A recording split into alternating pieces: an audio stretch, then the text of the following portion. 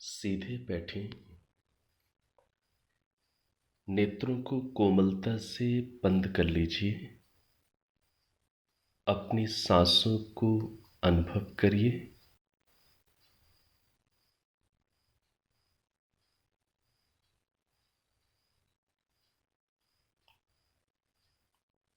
लंबी गहरी सांस भरें। ओम का उच्चारण मिलकर करेंगे।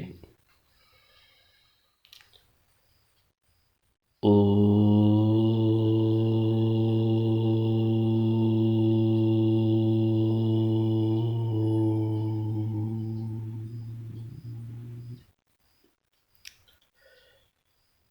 सहना भवतु सहनौ भुनक्तु सह वीर्यं करवावहै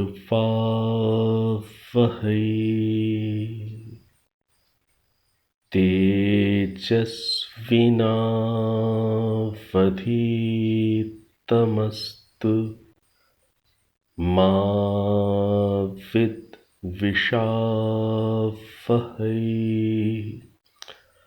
ओम शांति शांति शांति।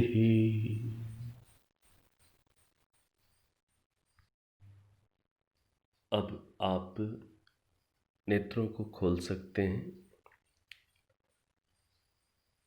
ऋग्वेद के प्रथम मंत्र को हम लोग समझने का प्रयास कर रहे हैं। आपकी जानकारी के लिए हो सकता है ये बात आप में से कईयों के लिए नई हो। महर्षि दयानंद सरस्वती जी ने अपने भाष्य के प्रचार प्रसार के लिए वेद भाष्य के नमूने का अंक तैयार किया था। वेद भाष्य के नमूने का अंक ये उन्होंने संवत 1933 में प्रकाशित कराया था और इस नमूने के अंक को उन्होंने कई लोगों के लिए भिजवाया था कि लोग वेद भाष्य का एक नमूना देख सकें और जिसके बाद फिर वो महर्षि दयानंद के भाष्य को आगे मंगा सकें। तो उन्होंने जो वेद भाष्य के नमूने का जो अंक तैयार किया था उसमें उन्होंने इसी ऋग्वेद के प्रथम मंडल के प्रथम सूक्त के जो 9 मंत्र हैं, इन 9 मंत्रों की व्याख्या को उन्होंने नमूने के अंक के रूप में प्रस्तुत किया था और लोगों को भिजवाया था। तो जो महर्षि दयानंद सरस्वती जी के वेद भाष्य का जो नमूने का अंक है, ये अलग से पुस्तक के रूप में उपलब्ध होता है और ये परोपकारिणी सभा के द्वारा प्रकाशित है। ये अलग से ही एक छोटी सी पुस्तक आप समझ लीजिए, जिसके अंदर ऋग्वेद के प्रथम मंडल के प्रथम सूक्त को प्रस्तुत किया गया था। ये जो नमूने का अंक है, इसमें चूँकि ये जो अभी हम जिस मंत्र को समझ रहे हैं, इस मंत्र का प्रारंभ में ये मंत्र भी वहाँ पर दिया हुआ है। चूँकि प्रथम सूक्त पूरा महर्षि दयानंद सरस्वती जी ने लोगों को उदाहरण के रूप में भिजवाया था और वो ये जो उन्होंने नमूने का अंक तैयार किया है वो भी बहुत सुंदर है और अपेक्षाकृत सरल भाषा में है। संस्कृत में भी है, हिंदी में भी है। जैसा ऋग्वेद के भाष्य के अंदर यदि जब भी आप महर्षि दयानंद जी का उठा करके देखेंगे तो जैसे उसमें संस्कृत भाग है, हिंदी भाग है, बिल्कुल उसी शैली में वेद भाष्य ही है सारा, और नमूने के रूप में चूंकि भेजा गया, तो आप ये समझ लीजिए इन्हीं मंत्रों का एक और हमारे पास महर्षि दयानंद जी का भाष्य उपलब्ध हो रहा है। यही बातें हैं, लेकिन उसमें थोड़ी सरलता अधिक है और थोड़ी स्पष्टता अधिक है। तो वो जो नमूने का अंक है उसमें महर्षि दयानंद सरस्वती जी ने ये जो प्रथम सूक्त है इसको उन्होंने आग्नेय सूक्त ये नाम दिया हुआ है, क्योंकि इस सूक्त के देवता अग्नि हैं। तो इस सूक्त का नाम उन्होंने वेद भाष्य के नमूने के अंक में क्या दिया है, आग्नेय सूक्त। तो ये थोड़ा सा समझने में एक नए व्यक्ति के लिए अधिक सरल पड़ता है, इसलिए मैं इसमें से भी बातों को लेकर के अब आपके सामने रखूंगा, और बातें वही हैं। तो हम लोगों ने मंत्र के अंदर अग्नि मीड़े पुरोहितम, यहां तक हम लोगों ने अर्थ को समझ लिया है। अग्नि मीड़े पुरोहितम, तो अग्नि मीड़े का हमने संधि विच्छेद क्या किया था, अग्निम ईड़े, अग्निम ईड़े पुरोहितम। और पिछली कक्षा में हम लोगों ने विशेष्य और विशेषण इन दो पदों को भी समझने का प्रयास किया। तो इस मंत्र के अंदर अग्नि, अग्निम क्या है, विशेष्य, अग्निम क्या है, विशेष्य, और बाकी जितने पद हैं ईड़े को छोड़कर, ईड़े इसमें क्रियापद है, अग्निम है विशेष्य, और बाकी जितने पद आए पुरोहितम, पुरोहितम ये क्या है, विशेषण है।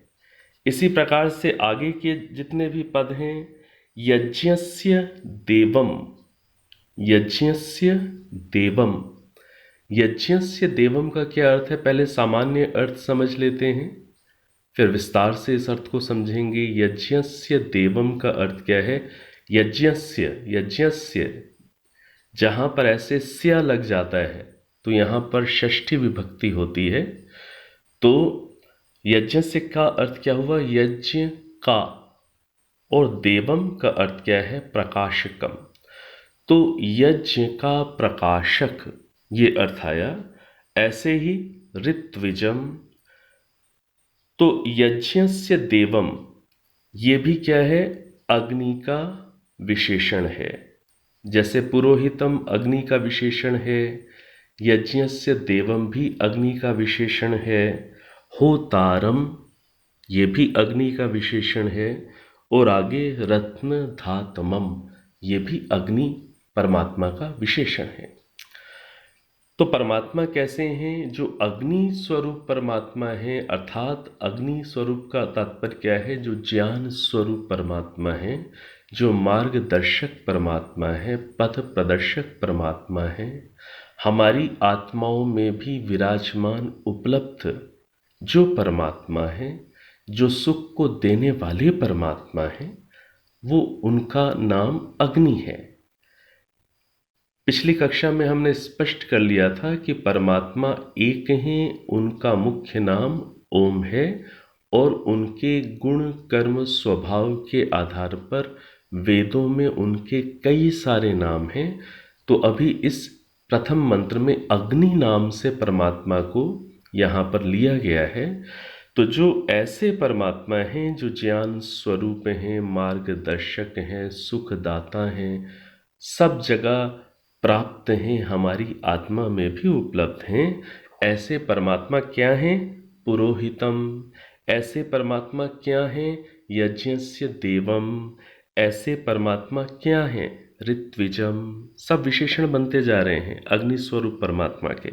ऐसे परमात्मा क्या हैं, होतारम। ऐसे परमात्मा क्या है, रत्न धातमम। तो ऐसे परमात्मा की हम क्या करते हैं, या मैं क्या करता हूं, ईड़े, मैं स्तुति करता हूँ। ऐसे परमात्मा की जो अग्नि स्वरूप हैं, जो पुरोहित हैं, जो यज्ञ के देव हैं, जो ऋत्विज हैं, जो होता हैं, जो रत्न धाता रत्न को धारण करने वाले हैं, ऐसे परमात्मा की मैं स्तुति करता हूँ। तो विशेषण और विशेष्य को भी हमें बहुत स्पष्ट रूप से समझना होता है और क्रियापद को देखना पड़ता है। तो क्रियापद क्या है? ईड़े। तो ईड़े चूंकि उत्तम पुरुष उत्तम पुरुष में है, इसलिए यहाँ पर हम महर्षि दयानंद सरस्वती जी ने अन्वय के अंदर अहम का अध्याहार किया। संस्कृत के अंदर आपने भी हम सभी ने, भारत देश वासियों ने, सभी ने 8वीं कक्षा तक, किन्हीं ने 10वीं कक्षा तक संस्कृत पढ़ी हुई होती है। तो जो संस्कृत जो भाषा है, इसके अंदर कितने पुरुष होते हैं? 3 पुरुष होते हैं। प्रथम पुरुष, मध्यम पुरुष और उत्तम पुरुष।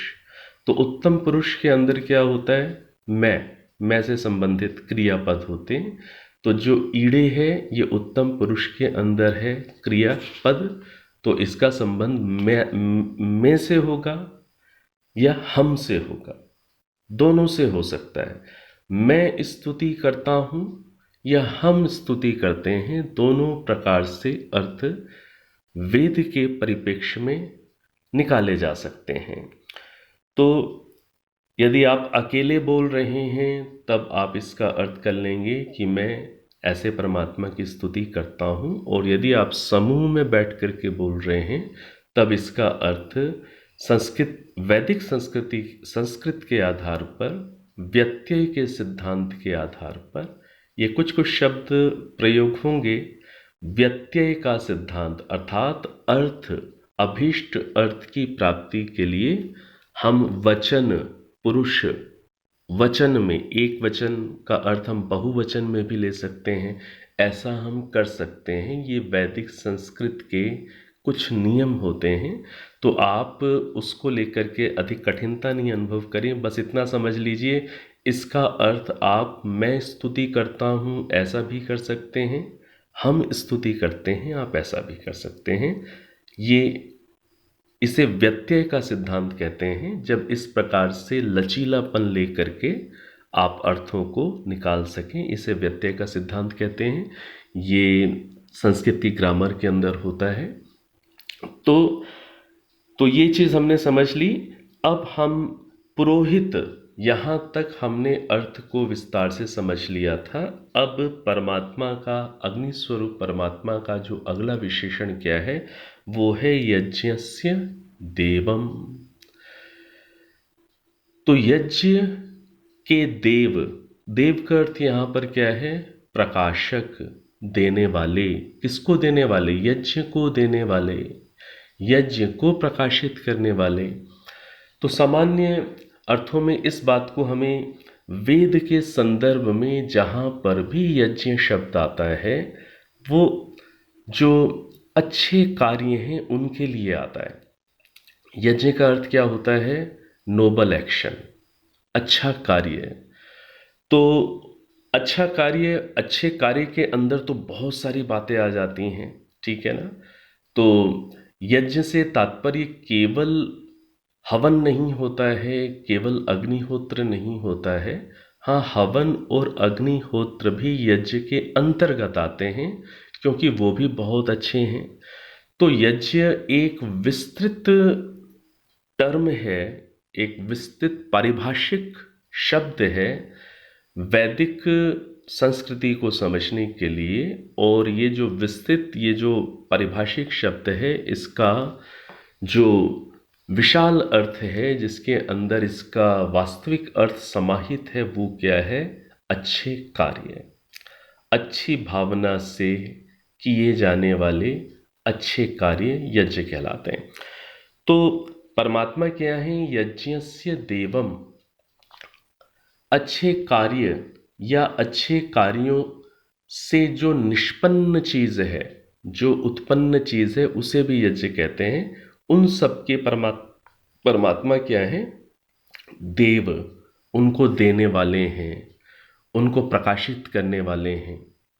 तो महर्षि दयानंद सरस्वती जी ने वेद भाष्य नमूने का ये जो अंक जिसकी मैंने आपसे प्रारंभ में चर्चा की है, इसमें काफ़ी थोड़ा सरल बनाकर और विस्तार से ऋग्वेद भाष्य से भी अधिक विस्तार से और अधिक सरलता से यहाँ पर उन्होंने यज्ञस्य देवम इस पद को समझाया हुआ है। तो चूंकि यहाँ पर समझना आपके लिए थोड़ा अधिक आसान होगा, आपको हृदयंगम हो जाएगा, इसलिए मैं यहाँ पर जो लिखा हुआ है उसको भाव के रूप में मैं आपके सामने रखूंगा। तो यज्ञ का अर्थ क्या है? अच्छे कार्य। तो यहाँ पर पहला अच्छा कार्य जो महर्षि दयानंद सरस्वती जी ने लिखा कि अग्निहोत्र से लेके अश्वमेध पर्यंत। तो जैसे मैं आपसे कह रहा था कि जैसे हवन करना है, तो जो अग्नि में आहुति दे करके जो हवन किया जाता है, वहाँ से प्रारंभ करके अश्वमेध यज्ञ पर्यंत। तो अश्वमेध यज्ञ को आप लोग कभी हम किसी मंत्र के सापेक्ष में समझेंगे, राष्ट्र हित के लिए किए गए अच्छे कार्य। वो किसके अंतर्गत आते हैं? अश्वमेध यज्ञ के अंदर। जो राष्ट्र हित के लिए राजा अच्छे कार्यों को करता है, प्रजा के सुख के लिए राज्य का विस्तार करता है, उत्तम व्यवस्थाएं करता है, आदि आदि, ये सब क्या कहलाते हैं? अश्वमेध यज्ञ।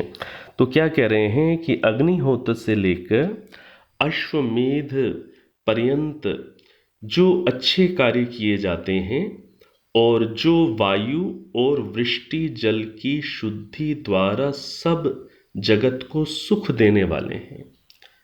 तो क्या कह रहे हैं? जब आप अग्निहोत्र करते हैं या अग्निहोत्र, दैनिक अग्निहोत्र से भी बड़े आप यज्ञ करते हैं, तो जो वायु और वृष्टि जल की शुद्धि द्वारा सब जगत को सुख देने वाले जो अच्छे कार्य हैं, उनका नाम क्या है? यज्ञ।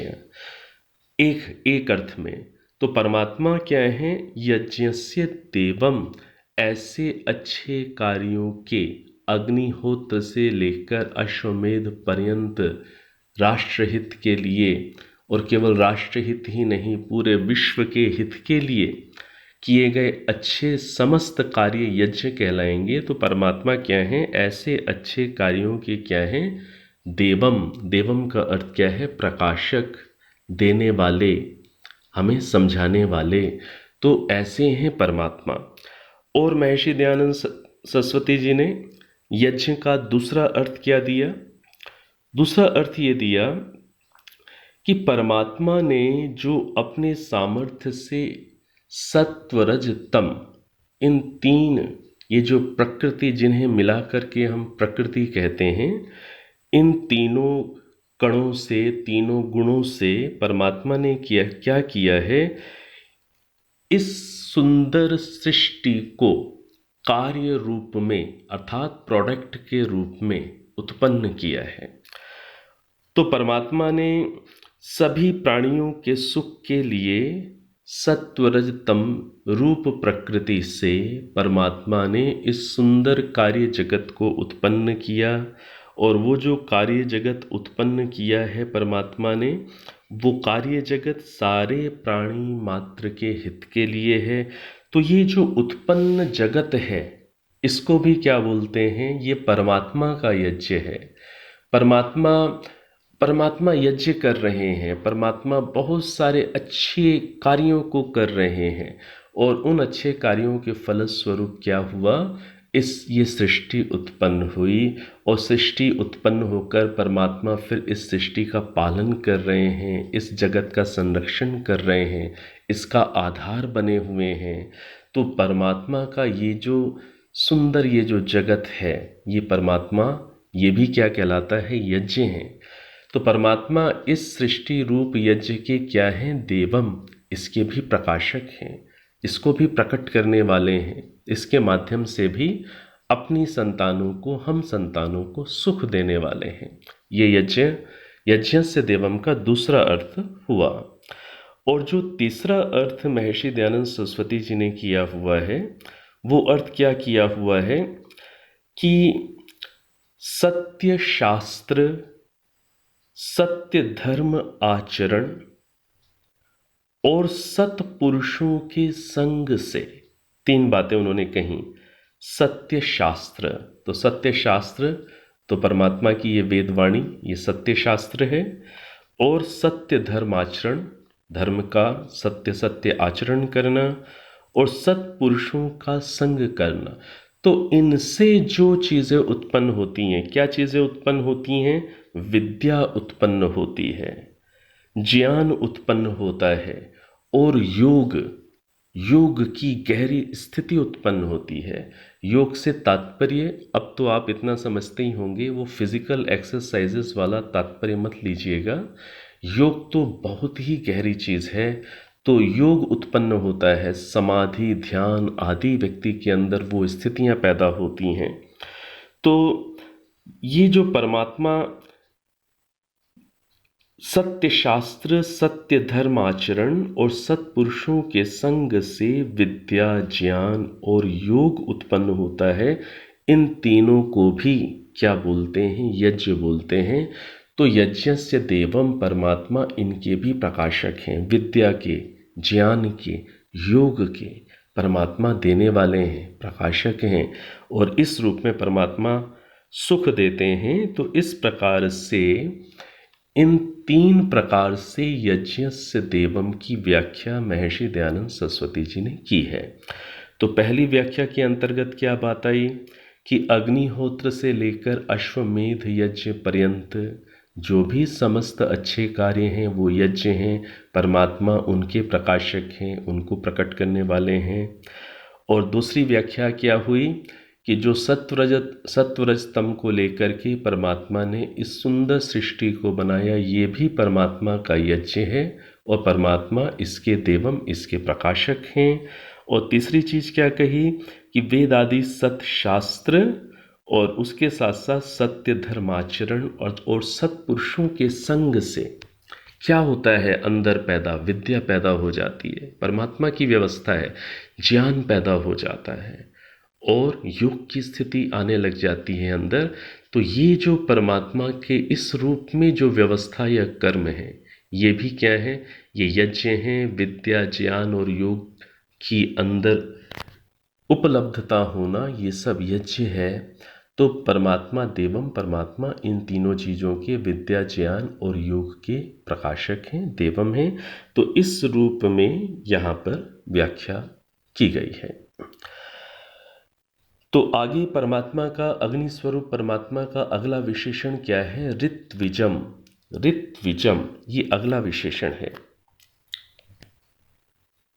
ऋत्विजम का अर्थ, इसको थोड़ा सा देख लीजिए क्या है। ऋत्विजम का अर्थ क्या दिया हुआ है महर्षि ने? जो सब ऋतुओं में पूजने योग्य है, जो सब ऋतुओं में पूजने योग्य है। वेद के अंदर 6 ऋतुओं का वर्णन है, उनके नाम और उनका वर्णन वेद के मंत्रों के अंदर मिलता है।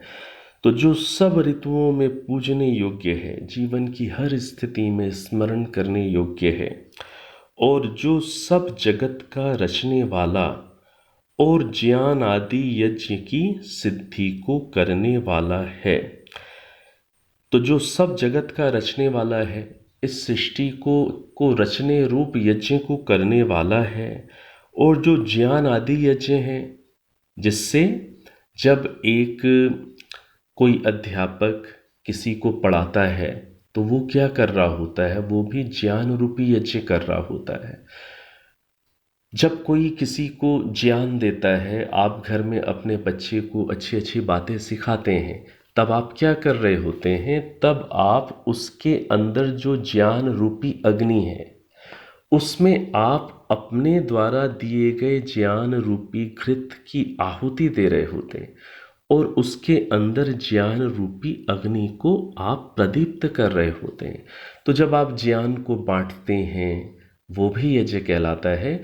तो क्या कह रहे हैं कि ज्ञान आदि यज्ञ को भी जो सिद्ध करने वाला है, इस कारण से ईश्वर का नाम एक नाम ऋत्विज भी है। तो जो सब ऋतुओं में पूजने योग्य है, जो सब जगत को रचने रूप यज्ञ को कर रहा है, और जो ज्ञान आदि यज्ञ की सिद्धि जिसकी कृपा सहायता से होती है, इस कारण से भी ईश्वर का नाम ऋत्विज है। तो ऐसे ऐसे परमात्मा की, ऋत्विज परमात्मा की भी हम क्या करते हैं, स्तुति करते हैं। तो ऋत्विजम भी किसका विशेषण है, अग्निम का। ठीक है, तो अग्नि ही परमात्मा का एक विशेषण है ऋत्विज, और अग्निम का विशेषण ऋत्विजम हो गया। तो ऐसे परमात्मा की हम स्तुति करते हैं। और यज्ञ से देवम, यज्ञ को प्रकाशित करने वाले परमात्मा की मैं या हम स्तुति करते हैं। अगला विशेषण क्या है, अगला विशेषण है होतारम। ये जो अग्नि स्वरूप परमात्मा हैं, ये कैसे हैं, ये होता है। तो ये आगे विशेषण में जो बात कही होतारम, इसका अर्थ समझ लें। ये जो होता शब्द है, होता शब्द संस्कृत की एक रूट है, हु दाना दानयो, उससे बनता है। इसका अर्थ क्या होता है, इसके अंदर क्या अर्थ छुपा होता है, इसके अंदर अर्थ छुपा होता है दान और आदान। दान का अर्थ तो आप समझते हैं, दान का मतलब क्या होता है, देना। और आदान, दान शब्द के आगे क्या लगा दिया, आदान। आदान का अर्थ क्या होता है, ग्रहण करना। तो ये होतारम के अंदर क्या अर्थ छुपा हुआ है, परमात्मा कैसे हैं, देने वाले भी हैं और ग्रहण करने वाले भी हैं, ये अर्थ इसके अंदर छुपा हुआ है। तो क्या कह रहे हैं कि जो परमात्मा हैं, सभी जीवों के सुख के लिए वो क्या करते हैं, जगत के पदार्थों को देने वाले हैं। तो देने वाले हैं, इसलिए परमात्मा क्या है, होतारम। और इसके साथ साथ और क्या लिखा है, मोक्ष के समय में, या इस रूप में समझें, जो आत्माएं ध्यान, समाधि और पवित्र आचरण के अभ्यास से अपने आप को मोक्ष प्राप्ति के योग्य बना लेती हैं, तो परमात्मा उनका आदान कर लेते हैं, अर्थात उन्हें ग्रहण कर लेते हैं। और उन्हें ग्रहण करके परमात्मा मोक्ष दे देते हैं, अर्थात उन्हें अपना शाश्वत आनंद दे देते हैं और उन्हें दुख से छुड़ा देते हैं। तो परमात्मा पात्र, सुपात्र और ध्यान, समाधि और पवित्र आचरण से जिन्होंने अपनी समस्त अविद्या के संस्कारों को नष्ट कर दिया है, उनका आदान अर्थात उनको ग्रहण कर लेते हैं। ग्रहण ये जो कर लेते हैं, उनका आदान कर लेते हैं, उन्हें ग्रहण कर लेते हैं, ये दूसरा अर्थ यहाँ समाहित है। और ग्रहण करके क्या करते हैं, फिर अपना आनंद दे देते हैं। तो ये दान और आदान, ये दोनों ही अर्थ होतारम शब्द के अंदर छुपे हुए हैं। तो ऐसे हैं परमात्मा। तो परमात्मा इस प्रकार से हमें देते भी हैं और हमारा ग्रहण भी करते हैं। और क्या करते हैं परमात्मा, तथा जो वर्तमान और प्रलय में सब जगत का ग्रहण और धारण करने वाले हैं। वर्तमान में सारे जगत का परमात्मा ने क्या किया हुआ है, हमें दान भी दिया हुआ है और आदान, उसे धारण भी किया हुआ है, ग्रहण भी किया हुआ है। तो और प्रलय अवस्था में भी इसी रूप में, तो सारे जगत को वो देते भी हैं और उसको धारण भी रखते हैं। इस रूप में होतारम के ये सारे पद हैं, ये सारे अर्थ हैं। तो परमात्मा कैसे हैं, होतारम, वो सारे जगत को देने वाले हैं, उसे धारण भी करने वाले हैं और मोक्ष को प्राप्त आत्माओं का आदान करते हैं, उन्हें ग्रहण करते हैं और फिर दाता भी होते हैं, उन्हें आनंद देते हैं। इस रूप में ऐसे परमात्मा का विशेषण क्या हुआ, होतारम। इसलिए परमात्मा होतारम कहे गए, होतारम विशेषण उनके सामने लगा। अगला जो पद है, अगला पद क्या है, रत्न धातमम। तो रत्न धातमम से तात्पर्य क्या है कि प्रकृत्यादि से लेकर के पृथ्वी पर्यंत, और पृथ्वी के अंदर भी कितने सारे रत्न हैं, कितनी सारी बहुमूल्य धातुएं हैं, खनिज हैं, ठीक है ना। इन सब को, प्रकृति को, पृथ्वी को, और पृथ्वी आदि के अंदर, पृथ्वी के अंदर भी जो सब कुछ है, स्वर्ण आदि, इन सब को हीरा स्वर्ण, ये सब ऋषि ने लिखा हुआ है, हीरा आदि, रत्न, स्वर्ण आदि, इन सब को भी परमात्मा क्या कर रहे हैं, वो धारण करते हैं। इसी प्रकार से जो ज्ञान रूपी रत्न है, विद्या रूपी रत्न है, विज्ञान है, उसको भी परमात्मा ने धारण किया हुआ है। और हम सबके आनंद के लिए जीवों को वो इन चीज़ों का दान भी देते हैं, विद्या रूपी रत्न का दान देते हैं, विज्ञान, फिजिकल साइंसेस, मेटाफिजिकल साइंसेस का भी वो दान देते हैं, ठीक है। और इसके साथ साथ प्रकृति में और पृथ्वी के अंदर जो कुछ भी रत्न आती हैं, जो भी कुछ बहुमूल्य सब कुछ संपदाएं हैं, वो सब भी परमात्मा हम जीवों के लिए हमें देते हैं। तो परमात्मा इस कारण से इन सारी चीज़ों को, ज्ञान विज्ञान रूपी रत्नों को और भौतिक धन संपदा आदि रत्नों को, खनिजों को, स्वर्ण चांदी हीरों को, इन सब को धारण करने से परमात्मा क्या कहलाते हैं, रत्नधा कहलाते हैं। और अतिशय से अर्थात पूर्ण रूप से अधिक वो इन सब को धारण कर रहे हैं, इसलिए परमेश्वर का नाम रत्नधातम है। तो इस रूप में परमात्मा का ये विशेषण बना। तो ऐसे रत्नधातम परमात्मा की भी हम स्तुति करते हैं। तो इस मंत्र के अंदर हमने एक भक्त ने ईश्वर की स्तुति की, और स्तुति कैसे परमात्मा की भक्त कर रहा है, जो अग्नि स्वरूप है, जो ज्ञान स्वरूप है, पथ प्रदर्शक हैं, सुख को देने वाले हैं, हमारी आत्मा में विराजमान है, ऐसे परमात्मा की स्तुति कर रहा है भक्त। और वो परमात्मा कैसे हैं, पुरोहित हैं, हमारे प्रतिहित का भाव रखकर ही उन्होंने ये सारा जगत और वेद ज्ञान दिया है। और कैसे हैं परमात्मा, यज्ञस्य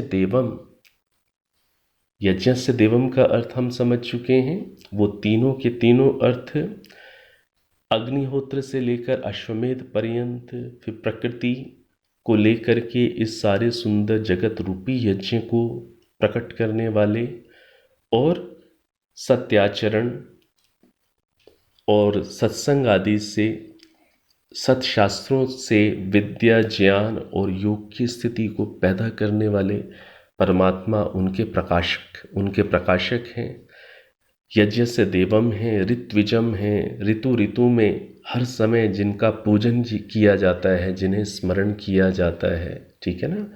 और जो परमात्मा सभी पदार्थों को हम जीवों के सुख के लिए देने वाले हैं, और उसके साथ साथ जो ज्ञान आदि यज्ञों की भी सिद्धि करने वाले हैं। इस कारण से परमात्मा का नाम ऋत्विज है।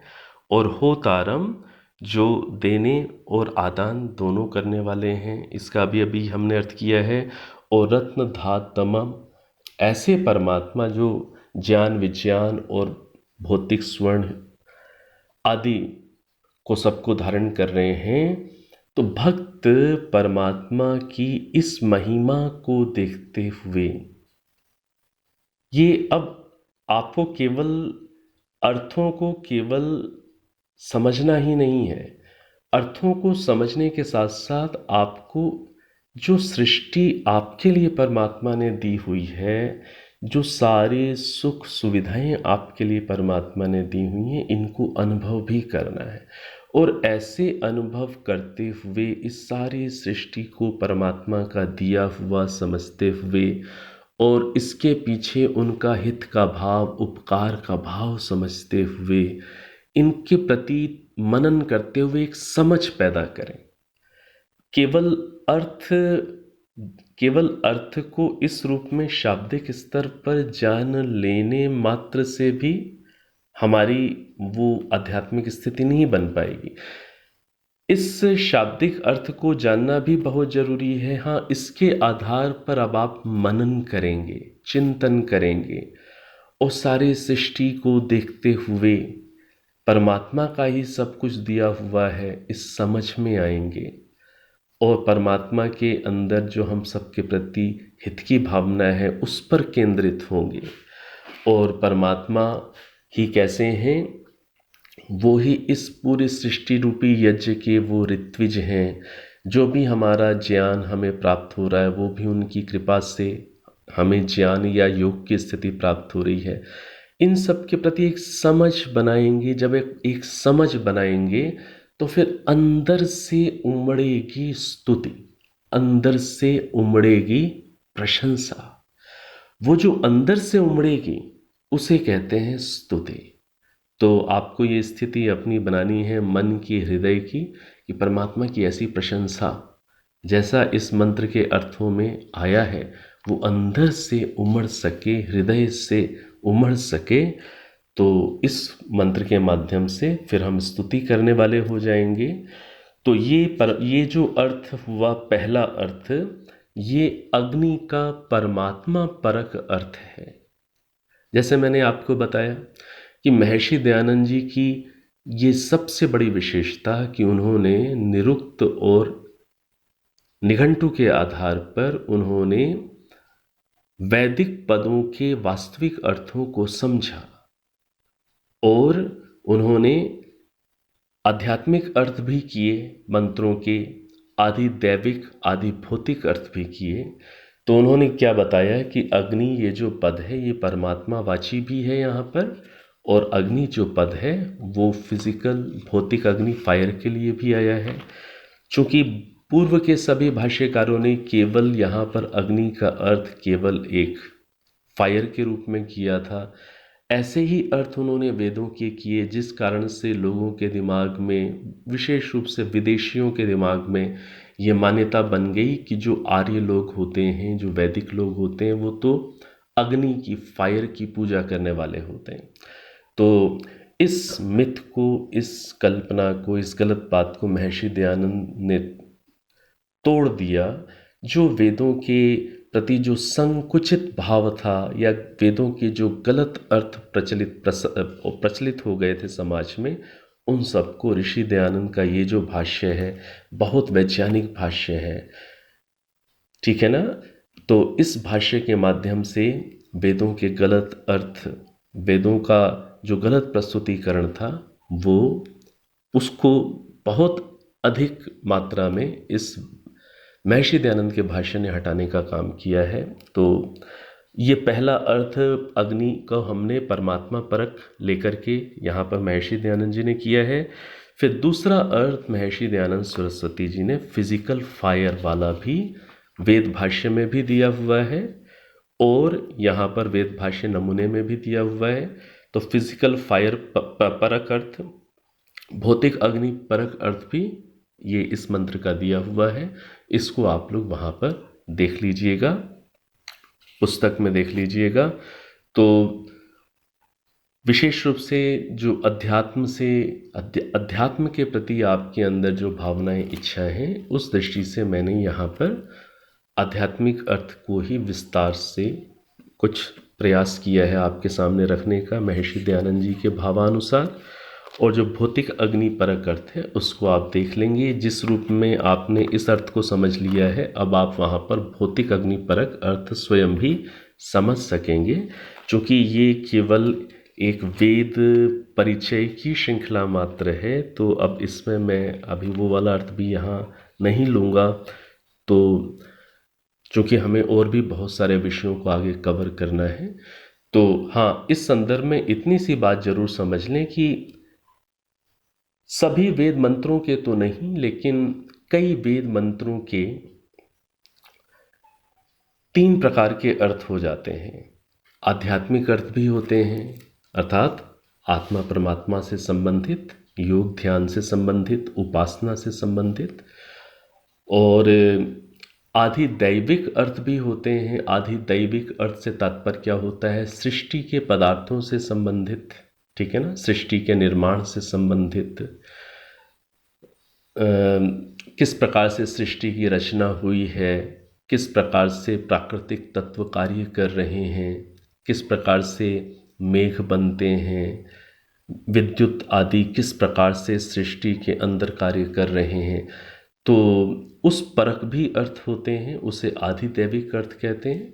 और इनको इनको समझ करके फिर अर्थ एक निकाला जाता है आधि भौतिक अर्थ। आधि भौतिक अर्थ अर्थात फिर इन चीज़ों को समझकर, अध्यात्म को समझकर, सृष्टि की रचना को समझकर अब जो मनुष्य हैं वो परस्पर आपस में व्यवहार कैसे करें, छोटे के साथ बड़े कैसा व्यवहार करें, बड़ों के साथ छोटे कैसा व्यवहार करें, राजा प्रजा से कैसा व्यवहार करें। तो ये व्यवहार से संबंधित जो अर्थ होते हैं वो आधि भौतिक अर्थ कहलाते हैं। आदि दैविक जो अर्थ होते हैं वो सृष्टि और सृष्टि में रचे हुए पदार्थों से संबंधित होते हैं।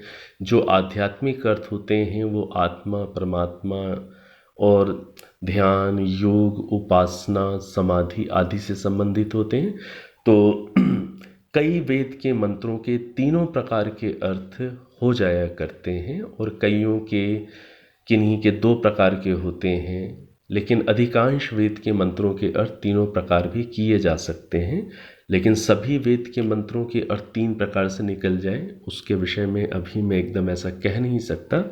तो इस रूप में आपकी एक भूमिका यहाँ पर बनी कि किस प्रकार से अर्थ महर्षि दयानंद जी ने किए हैं और महर्षि दयानंद जी के भाष्य की विशेषताएं इस पहले मंत्र के अर्थ को समझने मात्र से ही हमारे सामने अवश्य जरूर प्रकाशित हो रही होगी।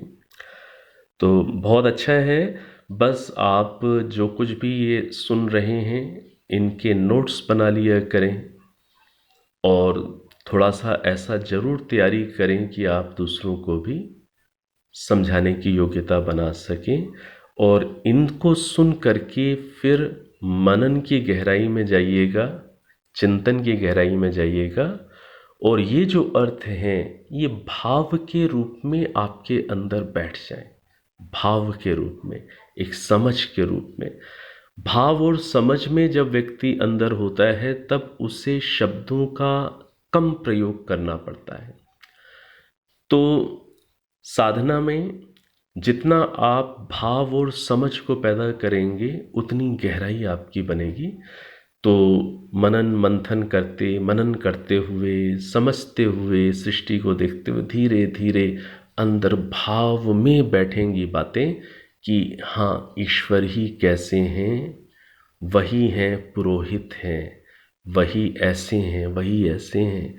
और जब आपके अंदर भाव में ये चीज़ बैठ जाएगी तभी आप इसका प्रयोग बहुत सूक्ष्म गहरी अवस्था में ध्यान की स्थिति में कर पाएंगे, जहाँ पर फिर वो चिंतन के रूप में नहीं होगा, अर्थात केवल आपके ऊपर वाले मस्तिष्क ब्रेन में ही केवल शब्द नहीं घूमेंगे। आप अंदर गहराई ध्यान की स्थिति में जाकर इसका प्रयोग कर पाएंगे। तो इसके लिए भी आपको अभ्यास प्रयास करना पड़ेगा और विशेष रूप से जो ध्यान के शिविरों को हम लोग लगाते हैं उन शिविरों में थोड़ा सा समय निकालिएगा कभी, तो ध्यान में कैसे गहराई से जाना है और फिर कैसे गहरी अवस्था में जाकर परमात्मा से जुड़ाव के लिए इन चीज़ों का प्रयोग किया जाता है उसको भी आप समझ सकते हैं शिविरों में। तो इस रूप में ये हम वेद स्वाध्याय करते हुए अब वेद से कुछ जुड़ाव महसूस करें। आप संस्कृत का भय ना करें, आप एक जुड़ाव महसूस करें और धीरे धीरे वेदों से जुड़ें।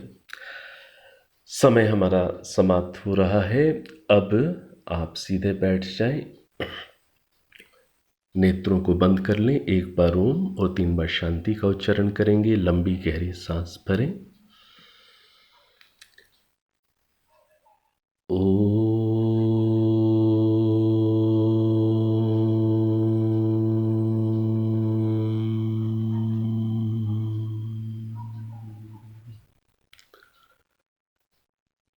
शांति। शांति शांति।